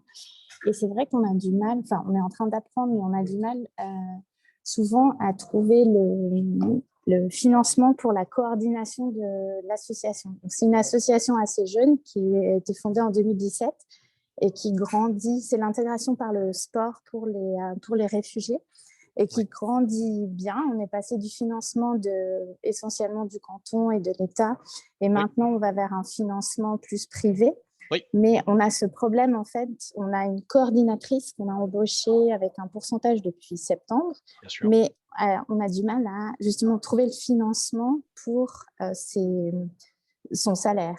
Donc, on nous a conseillé de ventiler sur plusieurs demandes de fonds, mais comme on est assez novice là-dedans, je voulais avoir un peu les retours. Et puis, j'ai vu qu'il y avait une autre personne qui avait posé la même question dans ce sens, des conseils ou des recommandations par rapport à ce qu'il faut faire dans ce cas-là. Merci. Je t'en prie. De mon expérience, effectivement, parce que ce problème-là, il est fréquent et il est posé à chaque fois par les grands donateurs ou des donateurs institutionnels ou les entreprises. Et la position de certains des gens effectivement qui présentent, c'est de dire qu'il y a un travail à faire, que le travail de qualité doit être fait. Et pour qu'un travail de qualité doit être fait, il faut payer les gens pour le faire. Donc, il y a une partie, les conseils qu'on donne en général, c'est de proposer plusieurs options. C'est de dire, voilà, pour X%, on peut faire ça. Pour Y%, on peut faire quelque chose de plus. Et pour Z%, je prends X, Y, Z, un peu plus grand, on peut faire ça. L'idée, c'est aussi de pouvoir, en fait, montrer au donateur qu'il peut avoir un choix. Et là, on est dans ce qu'on appelle presque du behavior economics, si je puis me permettre d'utiliser ça. C'est qu'on permet à la personne de choisir. Mais in fine, la question principale, c'est de dire tout travail fait mérite salaire à un moment donné. Même si c'est difficile, il faut le faire. Voilà ce que je dirais. Ok, merci pour l'idée du choix pour les donateurs. Alors, je lis d'autres questions ou quelqu'un d'autre? Alors, je lis d'autres questions. Est-ce qu'il y a des ratios acceptables? Vous vous rappelez les ratios? Est-ce qu'il y a des ratios acceptables? Je dirais que tout dépend de votre cause. Disons que si, par exemple, sur 100 personnes qui vous connaissent, s'il y a une seule personne qui veut vous donner de l'argent, regardez les différentes étapes. C'est surtout travailler au niveau des différentes étapes. Par exemple, la conversion entre notoriété et familiarité doit être importante. Vous devez regarder où ça pêche, pardonnez-moi l'expression, où vous pouvez vous améliorer dans les différentes étapes. Je sais que certains n'ont pas besoin d'être extrêmement connus, mais pourquoi? Parce qu'ils font ce qu'on appelle du door-to-door. Ils vont taper à la porte des gens et donc c'est pas besoin d'être très connu. Vous devez juste un peu. Mais par exemple, si vous ne faites pas du door-to-door, vous êtes sur Internet, là vous devez être beaucoup plus connu. Donc je dirais que pour les ratios, il faut regarder travailler au cas par cas. Je dirais simplement, il faut toujours se comparer avec quelqu'un sur lequel vous voyez. L'idée, c'est de faire un benchmark. C'est ça le plus important. Je regarde d'autres choses, à moins que quelqu'un vous pose une question. Allez-y, n'hésitez pas. Moi, je viens juste dans la brèche. Vous souhaitez une bonne après-midi. Je dois malheureusement vous laisser. Merci beaucoup, Roman. Merci pour l'invitation. Tout bon à tout le monde. Bon courage pour les différents projets dans cette période encore plus difficile peut-être. Et au plaisir de vous revoir à une prochaine occasion. Merci. Merci. Oui, moi j'aurais une question. Oui. Bonjour. Bonjour, Olivier. Merci beaucoup pour cet exposé que je trouve vraiment intéressant et inspirant. Vous abordez la question de comment ouvrir le champ des donateurs possibles. Actuellement, je travaille beaucoup sur un segment institutionnel et grand donateur. Je serais intéressé à développer aussi le champ des entreprises. Alors, au jour d'aujourd'hui, les entreprises, il y en a certaines qui fonctionnent très bien et d'autres plus bien du tout à cause du Covid et des conséquences. Quelles seraient vos recommandations à ce niveau-là, en sachant que nous, notre action est très genevoise, donc oui. On doit vraiment travailler à un niveau très local à ce niveau-là. D'accord. OK. Alors, ce que nous faisons, et ça j'en avais parlé un petit peu effectivement pendant le cours, c'est que nous regardons les secteurs qui marchent mieux, qui ont marché mieux pendant le Covid et qui ont marché moins bien. Alors, je vais vous donner un petit truc, je vais le marquer dans le chat box, to everyone in meeting. Beach. Alors, qu'est-ce que représente la beach? La plage, oui, effectivement, mais ça sera intéressant pour savoir. On pense tous à la plage actuellement. Alors, beach, ça veut dire Booking, le H, c'est l'hôtel, vous avez accommodations, donc les hôtels et tout ça. Donc, c'est un acronyme qui montre en fait des secteurs qui ont mieux qui ont souffert. Hein. Donc, tout ce qui est avion, transport, notamment même le secteur du pétrole a beaucoup pas très bien marché. Mais de la même manière, vous avez des secteurs qui ont mieux marché. Par exemple, je prends du temps parce que je dois traduire les online entertainment, donc online entertainment, donc par exemple le Netflix de ce monde, etc. ont beaucoup marché, ou bien la gym à domicile, ça a beaucoup bien marché, etc. Alors qu'est-ce qu'on va faire? On doit regarder les secteurs qui marchent bien, et à l'intérieur des secteurs qui marchent bien, les entreprises qui marchent bien. Donc vous devez faire un travail en fait de logique. Une chose importante qu'on a apprise aux côtés qu'on a comprise auprès des entreprises, il y a 10 ans, vous pouviez taper à la porte d'une entreprise et dire « Bonjour, messieurs, dames, nous souhaiterons de l'argent ». Les entreprises ne fonctionnent plus comme ça. Malheureusement, les entreprises doivent voir et avoir confiance en vous. Donc, sur 2-3 ans, on invite toujours à vous connaître auprès de l'entreprise, à peut-être pas demander tout de suite un don en finance, mais un don, par exemple, non financier. Et après, l'année suivante, peut-être demander un don. Donc, en fait, c'est une collaboration sur long terme. Donc, si je dois résumer, c'est peut-être regarder à long terme avec l'entreprise et tester plusieurs options. Est-ce que vous voulez nous aider avec option A, je dis 10 000 francs, option B, 5 000 francs, mais en don en nature, ou option C, que don en nature, et l'année prochaine. Et ayez une vision globale sur 2-3 ans. Voilà ma suggestion. OK. Je suis juste conscient du temps. On prend peut-être une dernière question, puis après je passe la main après. Bonjour. Je crois, Fitor, oui. Fitor, oui. Bonjour. Bonjour. Bonjour. J'ai une question. Merci pour cette présentation. J'ai travaillé beaucoup, je ne sais pas, je compte plus maintenant les années, je travaillais au CICR, dans tout ce qui était le fundraising. Et depuis très peu de temps maintenant, je donne un coup de main aux associations à Genève et puis j'avais une question à vous poser concernant votre opinion, les saturations des donateurs, parce que surtout suite à la crise de pandémie, moi je sens qu'il y a une saturation et il y a beaucoup de demandes et aussi une réticence à donner étant donné qu'il y a de la crise. Donc, comment on approche, comment on fait pour l'approcher, pour donner confiance et puis quels sont les moyens, les outils qu'on peut avoir en tant que, on va dire, de petites associations, hein? Parce que je vois la différence, elle est énorme comparée à des années précédentes. Bien sûr. Merci. Non, je vous en prie. Alors, ce que vous abordez, on appelle ça le donneur fatigue, la fatigue du donateur, très connu. Je dirais que c'est votre positionnement. Si vous toujours vous demandez la même chose, la même cause, sur le même format et tout le temps de la même manière, il y a une fatigue. C'est humain. Par contre, si vous venez avec une approche un petit peu novatrice sur un sujet qui concerne les gens, comme le Covid-19, sur la solidarité par rapport aux gens, vous avez des réactions différentes. C'est pour ça qu'il faut détecter quel est le baromètre. Nous, on utilise un terme, c'est le baromètre. Mais quel est le baromètre, en fait, de la donation? Donc, vous devez comprendre le baromètre. Et donc, pour vous répondre à votre question, alors justement, la Croix-Rouge, fais-moi un jeu de voix, qu'est-ce qu'elle a fait? Dans certains magasins, en janvier 2021, ils ont apposé, c'est une excellente initiative, sur les terminaux de paiement, quand vous finissez un paiement, par exemple, vous allez à Genève, vous terminez un paiement, avant même de payer, il y a petit message de la Croix-Rouge qui dit « Est-ce que vous voulez supporter le travail de la Croix-Rouge en période de Covid ?» J'ai trouvé cette initiative extrêmement, vous la connaissez certainement, peut-être que vous êtes à l'origine même de ça, j'ai trouvé cette extraordinaire parce que ça, oui, tout le monde pense au Covid, et pendant ce temps-là, boum, au moment de payer, je suis dans mon flow, si je puis dire, je suis dans mon action de le faire, et effectivement, on peut donner 5 francs, 10 francs ou 20 francs. Et j'ai trouvé ça. Donc, soyez dans le présent des gens, regardez ce qui les intéresse et retirez les barrières de la donation. Voilà ma suggestion. Et ça marche. Voilà, Fitor. J'espère avoir répondu à votre question. Est-ce qu'il y a d'autres questions pour Monsieur Yeni ou pour moi-même? Sinon, je vais devoir passer la parole pour la suite en fait, des interventions. Oui, bonjour. Moi, j'aurais une petite question. Voilà, donc moi je travaille dans une ONG qui promeut l'accès à l'éducation et on fait du street marketing. On veut faire du don en ligne, mais on voit que c'est très difficile. On a l'impression que les gens sont vraiment pas réactifs sur le don en ligne. On a notre maison mère qui est en France et en France ça a l'air beaucoup plus simple.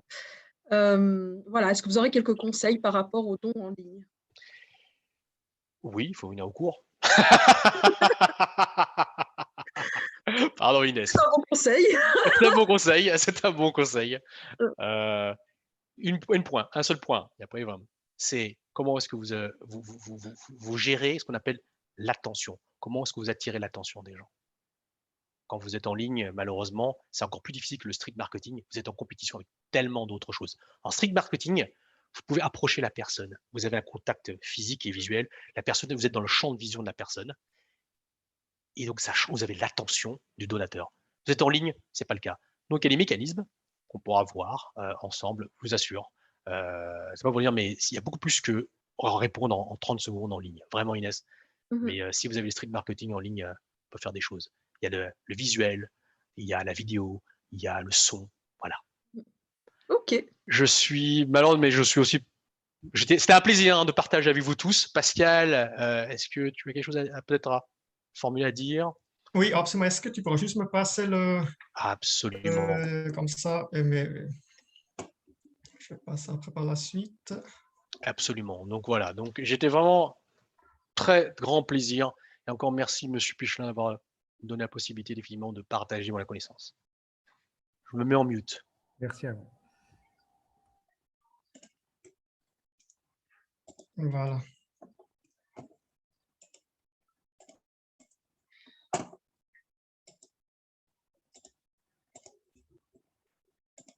Voilà.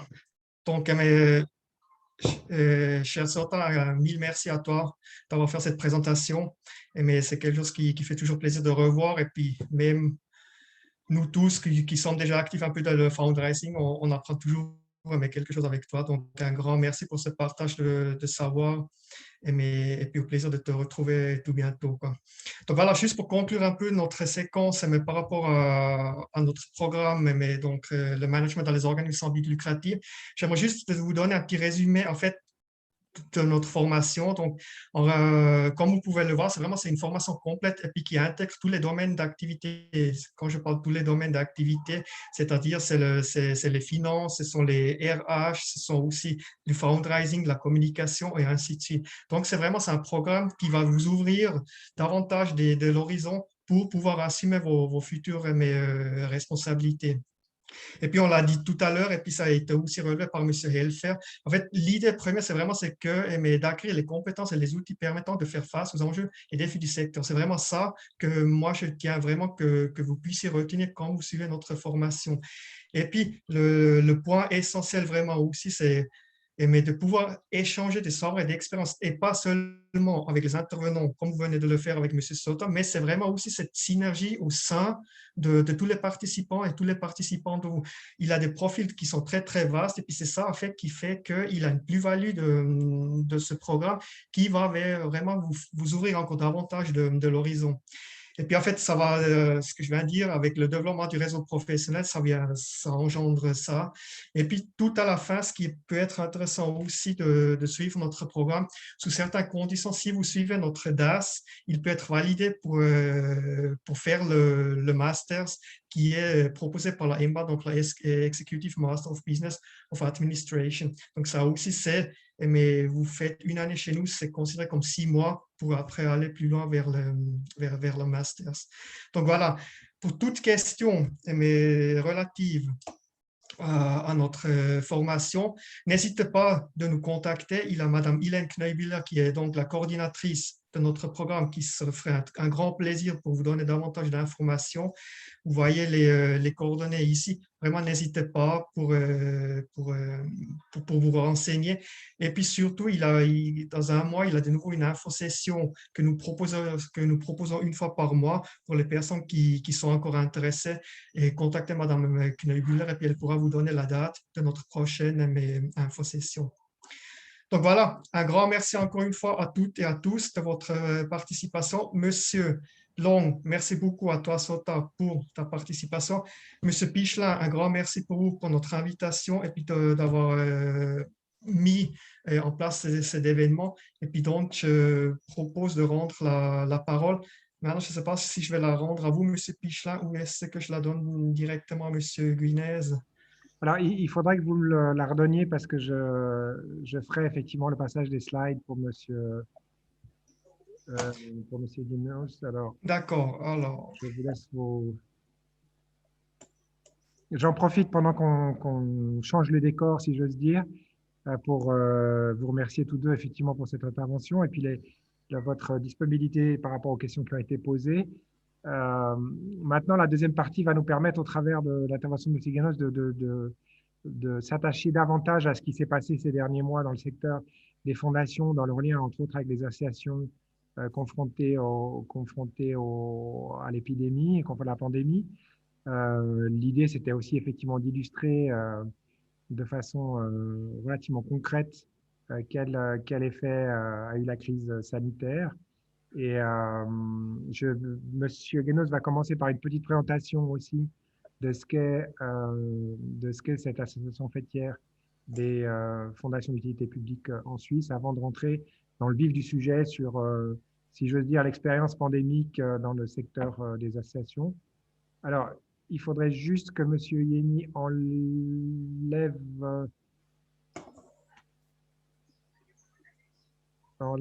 son PowerPoint. Vous arrivez à enlever votre PowerPoint, M. Yeni? Non. Ah, vous êtes en donc, mute. je vous ai passé la main, donc normalement, vous devrez partager votre propre écran vous-même là maintenant. OK. Alors, OK, non, je me suis trompé. Alors, c'est toujours le mode plein écran. Et je vais...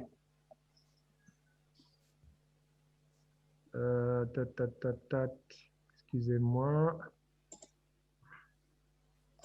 Voilà. Et puis...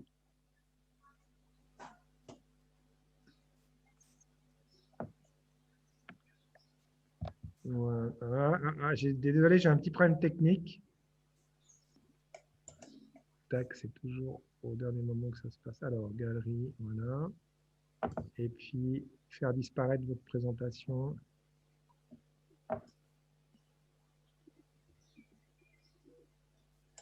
Voilà. C'est juste si vous allez... Voilà. Voilà.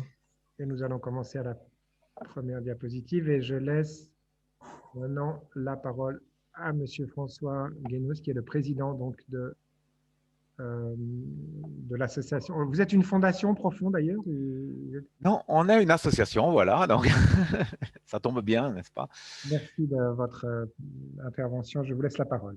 Si vous me posez la question, bonjour. En premier, j'aimerais aussi de ma part d'abord vous remercier de cette occasion de nous rencontrer et de l'engagement de la Maison internationale des associations. Et puis, je salue aussi cordialement toutes les personnes présentes. On voit seulement des noms, parfois seulement les prénoms, mais j'imagine derrière ces prénoms dont on ne voit pas les visages, toute une action, un engagement super intéressant dans tellement de domaines d'utilité publique. Je crois qu'il y a plein de gens passionnants qui sont là parmi nous et c'est toujours intéressant de se rencontrer, même si c'est malheureusement seulement online, mais on espère pouvoir se voir aussi physiquement dès que les circonstances le permettent. Et puis, je voulais aussi remercier Sota Long pour son excellente présentation. Ça m'a beaucoup plu et c'était vraiment, il y a beaucoup d'idées. C'est intense sur pas mal de slides. On pourrait parler encore longtemps, hein, mais c'est vraiment précieux, je crois, le input qu'on a entendu tout à l'heure. Merci beaucoup. Et pour ma part, comme l'a dit M. Pichelin, d'abord, j'aimerais dire 2 mots dans le slide suivant simplement sur Profond. Donc, Profond, en effet, c'est une association fêtière de fondations et d'associations. Donc voilà nos membres, on est une association et nos membres sont des fondations pour la plupart et aussi des associations d'utilité publique en Suisse. Donc on a été créé il y a plus de 30 ans et on approche des 500 membres. On ne les a pas tout à fait encore atteints, hein. Donc il y a encore du potentiel si vous pensez qu'il y a quand même 13 000 fondations d'utilité publique en Suisse. Il y a... Bon, il y a 100 000 associations en Suisse, mais seulement, je pense, environ 20 000 qui sont exonérées d'impôts. Mais enfin bref, c'est un monde énorme et malheureusement, la plupart ne sont pas encore organisés dans des associations d'intérêt comme Profond ou aussi Swiss Foundations pour les fondations donatrices. Donc, on a en effet aussi une série d'associations parmi nos membres, entre autres, je mentionne ici Médecins sans frontières pour Infirmis, Save the Children, en fait, le comité, d'ailleurs, le comité UNICEF pour la Suisse est aussi membre chez nous, etc. Et on a beaucoup de fondations, donc c'est surtout des fondations, mais on accroît de plus en plus aussi les associations. On a une antenne romande basée à Genève qui offre régulièrement aussi des activités pour nos membres et d'autres personnes intéressées sur des thèmes spécifiques. Donc, nos activités, c'est surtout, d'un côté, c'est défendre les intérêts du monde non-profit, des fondations et associations auprès de la politique, auprès des autorités. C'est très important. Il y a beaucoup à faire. Il y a toujours plus à faire. Concernant les associations, par exemple, un thème récent, c'est la question des associations actives sur l'international, étant donné les exigences du GAFI, etc. Enfin, il y a toujours des choses en mouvement où il faut essayer de défendre les associations et défendre les bonnes causes aussi, hein, et trouver les façons d'assurer une bonne gouvernance, une efficacité des projets, mais aussi on s'engage en même temps pour un droit plutôt libéral, c'est-à-dire qu'il n'y a pas trop de bureaucratisation, parce que malheureusement, c'est le trend actuel aussi. On parlait de trend tout à l'heure, hein, il y a le trend de la bureaucratisation de plus en plus aussi au niveau de nos organisations. Parfois au dépend de nos projets et de nos buts. C'est clair que certaines mesures peuvent permettre de mieux atteindre nos buts et ça, c'est bien. Bien, on offre de la formation, de l'information et du networking. Donc, en particulier, le gros event qu'on a, c'est la Journée suisse des fondations et associations, ou des fondations et ONBL au niveau suisse, qui cette année aura lieu le 3 novembre à Zurich, et qui est un des gros events pour notre branche, hein, des fondations et associations au niveau suisse. On a aussi des groupes de travail, et ça, c'est très intéressant, hein, c'est essentiellement pour nos membres, sur des thèmes concrets, aussi sur demande de nos membres, où on se réunit entre, je dirais, entre 15 et 30 personnes, suivant les thèmes, suivant les intérêts, pour approfondir un thème et pour échanger, parce qu'au fond, parmi nos membres, on a tellement de choses intéressantes, de input possibles, que c'est aussi bien de les partager, d'apprendre les uns des autres, etc. Donc, on a parlé aussi tout à l'heure de competition ou compétition. Est-ce qu'on est concurrent ou est-ce qu'on est amis ou collègues? On est un petit peu de tout, hein, mais je crois que c'est bien d'apprendre aussi les uns des autres et pas de se considérer comme des ennemis, entre guillemets, ou d'être complètement séparés. Et puis, on offre un service aussi à nos membres, un service de conseil ciblé pour les besoins qu'ils peuvent avoir. Je pense particulièrement à des questions fiscales, hein, qui sont parfois très précieuses, d'avoir un bon conseil, pas trop cher non plus, pour optimiser dans certaines circonstances des dons internationaux, des dons d'édifices ou de patentes ou je ne sais pas quoi, des choses parfois qui sont spéciales et on se dit est-ce que je peux optimiser ça fiscalement pour mes donateurs et pour mon organisation. Bon, ça, c'est un petit peu en bref ce qui est profond. Et maintenant, en effet, je voulais aussi vous parler brièvement de ce qui a été la crise de ces derniers 13 mois, on peut déjà dire, hein, le Covid, et en quoi ça a touché les fondations et en l'occurrence maintenant surtout les associations. Donc, je ne vais pas rentrer sur tous les points. Vous savez tous qu'il y a eu des problèmes de chômage partiel, le home office qui a diminué beaucoup les contacts in vivo, c'est-à-dire qui a aussi certains avantages, mais il y a des inconvénients, on les connaît, les voyages très limités. Et les associations, certaines d'entre elles ont été très touchées par ce Covid, ont été bloquées peut-être dans les efforts de fundraising, parce que leur fundraising se concentrait par exemple sur les campagnes dans la rue, ou sur des soirées de gala, sur les concerts, etc., qui n'était plus possible de faire. Mais aussi au niveau des thèmes, certaines associations ou fondations ont souffert parce que leur thème n'était plus tellement prioritaire au niveau des donateurs potentiels, hein. Je pense par exemple à la culture ou des théâtres qui ont dû fermer. Comment est-ce qu'on cherche de l'argent si on n'a plus de prestations de théâtre, etc. Aussi au niveau de l'environnement, bon, il y a des plus et des contre, mais il y avait une grande vague sur les thèmes d'environnement avant la pandémie qui a été mis un petit peu en second plan précisément à cause de la pandémie. Et certaines ONG dans ce domaine-là ont eu aussi leurs problèmes. Et puis, ça me paraît très important pour ceux qui ont aussi des contacts personnels très ciblés avec des grands donateurs potentiels, que c'est devenu très difficile de soigner ces contacts. Parfois, les donateurs potentiels, il y en a des très jeunes, mais il y en a parfois aussi qui ont un certain âge et qu'on ne peut pas non plus rencontrer facilement par Zoom, etc. Donc, les restaurants étaient fermés, etc. Donc, certains ont eu de la peine à soigner aussi leurs contacts avec leurs grands donateurs. On s'en rend compte aussi parmi nos membres. On a entendu beaucoup d'échos dans ce sens-là. Alors, d'un autre côté, il y a le thème de la réalisation du but qui peut être aussi affecté par une telle crise, hein, ceux qui réalisent leur but par un enseignement extrascolaire et les écoles étaient en partie fermées, ou ceux qui ont des magasins du monde pour le faire trade, etc., qui ont dû les fermer, les expositions, les orchestres, etc., etc. Il y a beaucoup de domaines. Et puis, il ne faut pas négliger non plus la coopération au développement. Pour sa qualité de travail, doit aussi se baser sur une série de voyages, de visites au projet. Donc là, je ne me réfère pas directement au fundraising, mais aussi au travail concret de ces institutions qui a été handicapé par la crise, non? Parce que les voyages étaient très difficiles. D'une part, difficile de voyager, d'autre part, dans les pays à destination, il y a aussi des restrictions, etc., etc. On espère sortir bientôt de tout ça, bien sûr, mais ça a été des problèmes, c'est inattendu, disons. Il y a 2 ans, personne n'aurait pensé qu'on puisse se trouver face à ce genre de problème. Et dans le domaine de santé hospitalier, des besoins qui ont accru soudain, il y a des gens, surtout dans certains pays, c'était très difficile pour le Covid parce qu'il n'y a pas d'assurance maladie, etc., etc. Et puis, au niveau du domaine hospitalier, on ne sait pas encore exactement. Est-ce que les recettes aussi au niveau des privés ont pu augmenter à court terme? Ce n'est pas simple.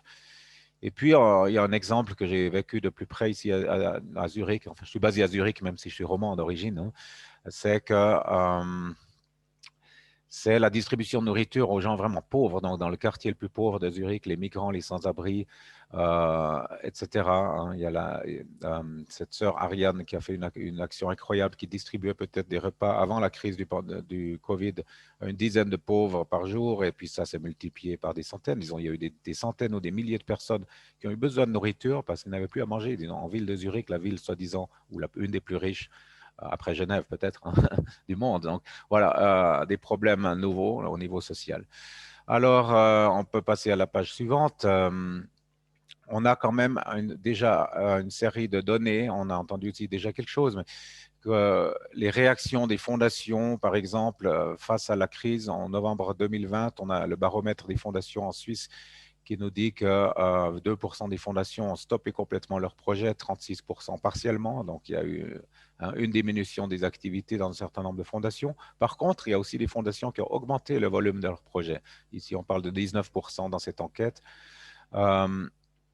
Et puis, au niveau de ce qui vous intéresse beaucoup, au niveau des dons qu'on reçoit, on trouve toutes sortes de réactions, c'est-à-dire des associations ou fondations qui ont connu une réduction massive de leurs dons et d'autres une augmentation. Hein, même ici, dans ces chiffres, un peu plus ont eu une augmentation. Ça, c'était une enquête en novembre 2020. Concernant le total des dons, on a vu la courbe tout à l'heure hein, qui arrivait jusqu'à 2019. Hein, j'ai déjà des premiers chiffres sur 2020 aussi de CEVO et du VMI de Fribourg qui nous dit que l'année 2020 aurait été très probablement un record historique pour la Suisse, c'est-à-dire que jamais on a eu plus de 2 milliards et on a atteint les 2 milliards l'année passée. Donc, il y a eu une sensibilité aussi pour certains types d'organisations de la part des donateurs. Hein. C'est une bonne nouvelle, mais je crois que ce qui est important, c'est la répartition de ces dons a beaucoup changé probablement. Bien, ces chiffres 2021 nous disent aussi que les dons privés ont augmenté sur l'international un petit peu et surtout sur les projets en Suisse. Donc, probablement, c'est dû aussi au Covid et les gens sont plus sensibles à des besoins locaux. Ici, on a aussi une enquête qui est un petit peu plus ancienne, mais qui est intéressante. C'était la première vague Covid. C'est une enquête du CEVO qui nous montre surtout, ici en rouge, ceux qui ont les dons qui ont beaucoup perdu, hein, ceux qui ont beaucoup moins que d'habitude, et puis en vert, beaucoup plus que d'habitude. Et alors, on voit que bon, la grande crise, c'est surtout les recettes provenant des prestations propres, hein, qu'on ne peut pas négliger non plus. Certaines associations ou institutions ont des revenus propres, des prestations pour financer leurs projets. Et ça a souffert énormément. Hein, c'est ceux qui ont souffert le plus. Mais aussi, je relèverai ici les contributions d'entreprises dans la première vague ont souffert particulièrement, hein, 27% moins élevé que d'habitude et seulement 14% en augmentation.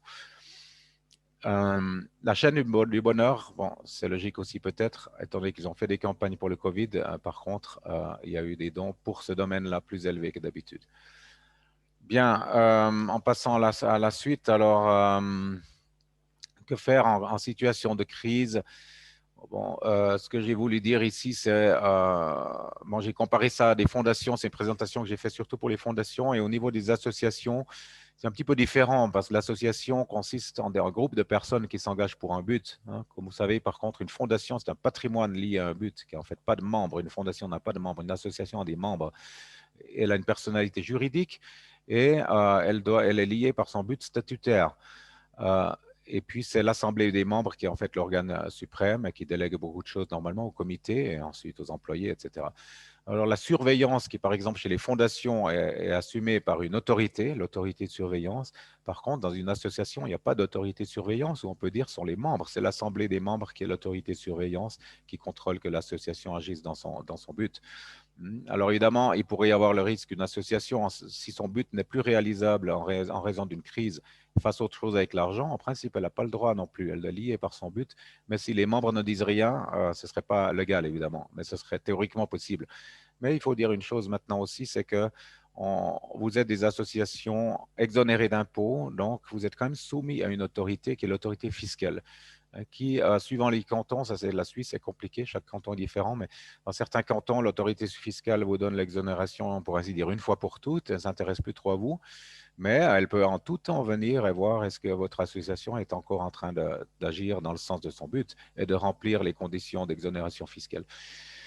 Donc, si vous voulez, par exemple, aussi changer votre but, étant donné la pandémie, vous voulez faire autre chose ou de façon plus efficace, alors pour changer votre but, il faut évidemment une décision de l'Assemblée générale des membres, mais vous devrez aussi envoyer vos nouveaux statuts à l'autorité fiscale qui va confirmer, ou peut-être pas, votre exonération fiscale. Donc, vous ne pouvez pas simplement changer les buts sans informer l'autorité fiscale, c'est important de le savoir. Bien, et quoi de plus? Bon, voilà, donc qu'est-ce que peut faire une association dans ces circonstances-là? Protéger, si possible, son but. Je pense que ce n'est pas bien toujours changer les buts, surtout que vous avez, suivant comment, c'est un point un bout plus loin, mais la protection des donations affectées. Donc, si vous êtes une association qui a récolté des dons pour tel type de projet, je ne sais pas, par exemple pour les autistes, non? Et puis que tout d'un coup, vous dites non, maintenant on va faire de la distribution de nourriture aux sans-abri. Bon, peut-être qu'il y a quelques sans-abri qui sont autistes, mais pas beaucoup. Enfin, vous avez un problème parce que vous avez reçu des dons pour un autre but. Ces dernières années, vous utilisez cet argent en dehors de ce but. Donc, il peut y avoir des tensions de ce côté-là. Bien, toucher le capital, c'est peut-être une question plus importante pour les fondations. Certaines n'ont pas le droit de le faire dans les statuts. Les associations, normalement, n'ont pas ce genre de clause. Elles pourraient l'avoir. C'est un capital qu'on ne peut pas toucher, qu'on doit préserver. Et certaines fondations, en effet, on l'a vu parmi nos membres, ont voulu changer leur statut sur ce point-là l'année passée, étant donné des besoins plus urgents dus à la crise, et donc pouvoir toucher leur capital, ont dû demander l'autorisation à l'autorité de surveillance, par exemple. Bien, ça c'est encore une idée en un slide, ce que nous on a fait comme profond l'année passée dans toute cette crise pour défendre les intérêts des fondations et des associations. On a surtout eu des interventions au printemps, en fait, en mars-avril, où il y a eu toute une série de mesures d'urgence qui ont été prises à Berne au niveau du chômage partiel, travail à domicile, crédit et cautionnement solidaire, etc. Et puis, on est intervenu concrètement auprès du département des finances et du département de l'économie à Berne pour assurer que ces mesures puissent être appliquées de la même façon aussi pour les associations, parce qu'il y avait quelques points qui n'étaient pas très clairs. Et heureusement, je dois dire, ça a été intéressant de voir que nos conseillers fédéraux, même personnellement, ont répondu très rapidement pour nous tranquilliser, pour dire oui, on va préciser ça pour que vous soyez bien couverts aussi. Alors bon, ça c'est un typique engagement d'une association d'intérêt comme est profond. Et puis, on a eu beaucoup de travail, aussi, relativement, des requêtes de nos membres sur des questions concrètes sur lesquelles on a pu les appuyer, à leur donner des conseils pour réagir face à la crise.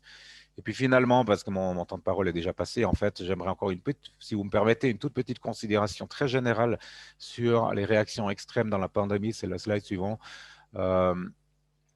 Moi, j'observe un petit peu le risque des réactions extrêmes dans ce genre de crise. On n'était pas préparé, on avait passé un siècle sans une pandémie aussi répandue au niveau mondial. Et donc, d'un côté, il y a la tendance de dire, voilà, c'est un drame, la pandémie, ça va tous nous rendre malades, nous tuer, etc. Et donc, l'État doit tout bloquer, tout fermer. Et puis, on a d'un autre côté des gens qui disent même le contraire. Il y avait des théories de conspiration qui ont commencé même à affirmer que la pandémie n'existait pas. C'est allé jusque-là. Et on a entendu toutes sortes de choses.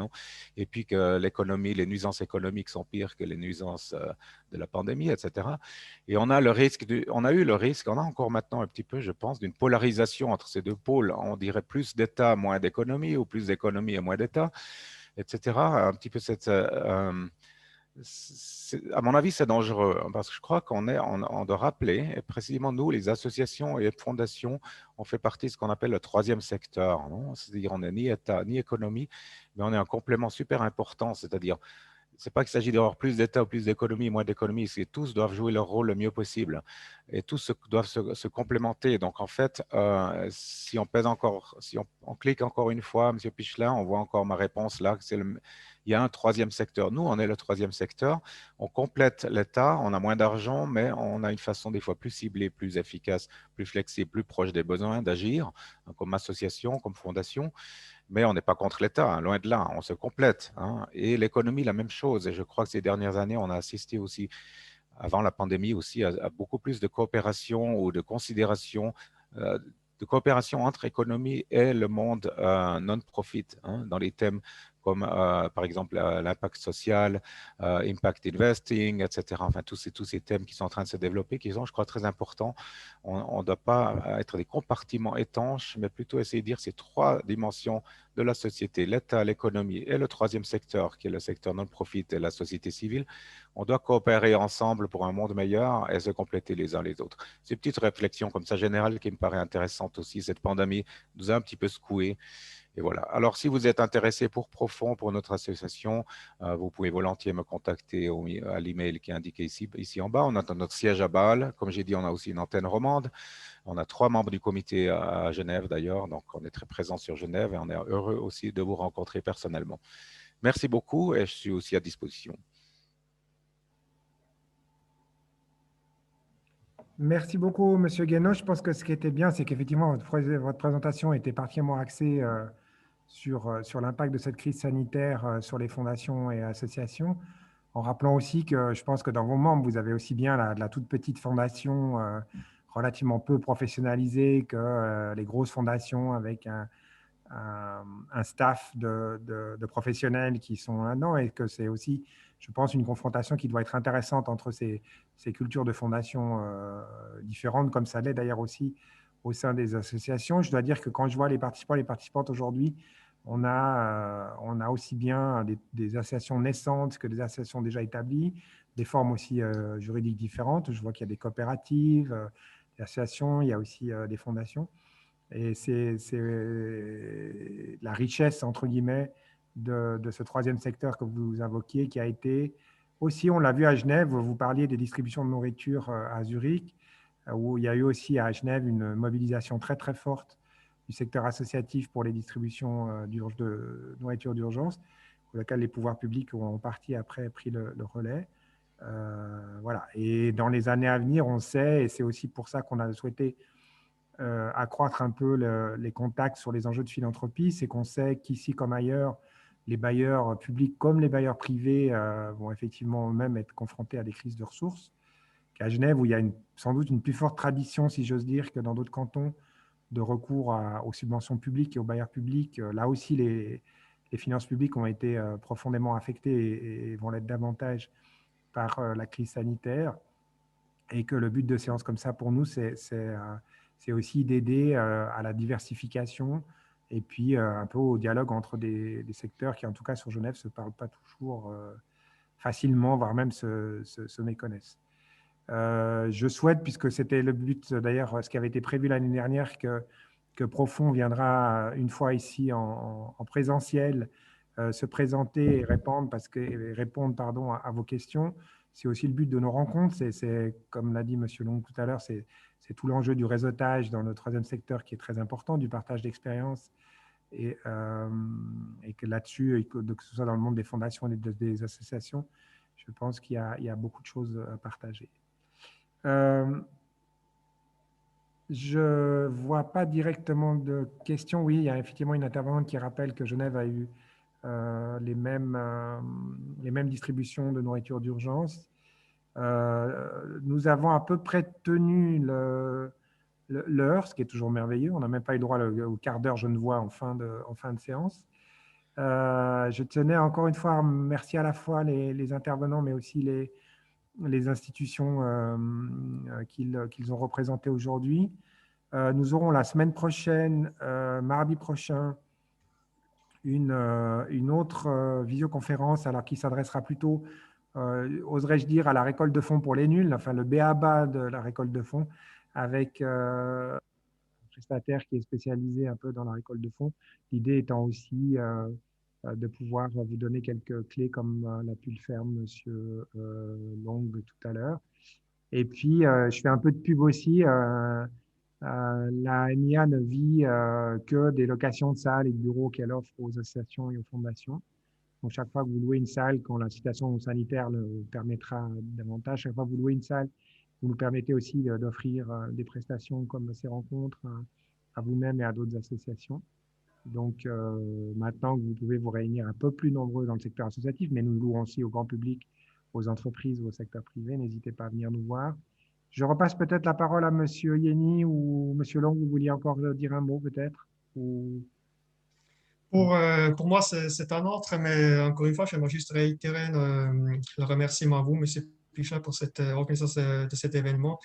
J'espère que les participants ont pu retenir quelques outils, voire quelques compétences, on va dire, pour qu'ils puissent peut-être déjà appliquer une ou deux choses que M. Sota Long a partagé. Donc, je pense que c'est vraiment ça l'idée, c'est que ce partage d'informations, ce partage d'expérience, c'est vraiment ça que je pense qui rend les choses intéressantes, surtout dans le domaine associatif et puis aussi pour les fondations. C'est vraiment ces contacts et puis ces interactions entre nous tous qui va rendre les choses un peu plus simples pour que ce soit pour relever les fonds ou pour d'autres choses. Donc, un grand merci pour vous pour l'organisation de cet événement. Je vous en prie. Et oui, Long. Oui, absolument. Également, je partage aussi effectivement ce message. M. Pichelin, donc merci à vous et merci aux participants. Et merci aussi à l'intervention de M. Guénaud, où j'ai aussi appris beaucoup de choses effectivement sur l'aspect, et puis les dernières, je dirais, les choses que vous devez faire pour redresser la tête. C'est important que nous sachions que ensemble, le concert, nous relevons la tête tous ensemble. Donc, merci beaucoup pour votre intervention. Voilà, et merci à vous tous. Mais Monsieur Génos, peut-être au moins que vous ayez le mot de la fin, puisque vous venez de si loin. Le mot de la fin, bon, je ne viens pas de si loin. En fait, je suis roman, comme j'ai dit à l'origine. Donc, mais peut-être, c'est presque un peu philosophique, mais c'est dire... bon, nous, dans la fondation où je travaille, en plus des dents profondes, je suis directeur de la fondation Limat, on aime bien dire parfois qu'on aide les riches à aider les pauvres. C'est-à-dire, je veux dire par là que quand on fait de la collecte de fonds, on est en train de résoudre des problèmes sociaux ou environnementaux ou culturels dans les domaines de votre association. Mais au fond, pensez-le bien, on est en train d'aider les gens qui ont de l'argent à faire quelque chose de sensé avec leur argent. Les gens gaspillent de l'argent dans tellement de bêtises où ils l'accumulent, ils investissent très mal, ils perdent ça dans des intérêts négatifs, etc., etc. Aidons ces gens à investir cet argent pour le bien dans tant de domaines. Dans le domaine de votre association, on est en train d'aider aussi nos donateurs, pas seulement les bénéficiaires, mais on aide nos donateurs. C'est une idée à moi. Peut-être qu'il ne faut pas leur dire trop fort directement à eux, mais je le dis à vous. Hein, pensez, ayez ça dans la tête. Je suis en train de faire une faveur à mes donateurs, à ces gens qui puissent leur donner l'occasion de bien donner leur argent au lieu de l'utiliser bêtement. Excusez-moi, je le dis comme ça, mais c'est peut-être un petit mot de la fin dans une séance comme ça. Je crois que c'est une idée intéressante qu'on peut encore prendre avec. Absolument, et innovante en plus. Merci à toutes et à tous, et puis peut-être à bientôt à la Maison des Associations. Au revoir. Au revoir, merci.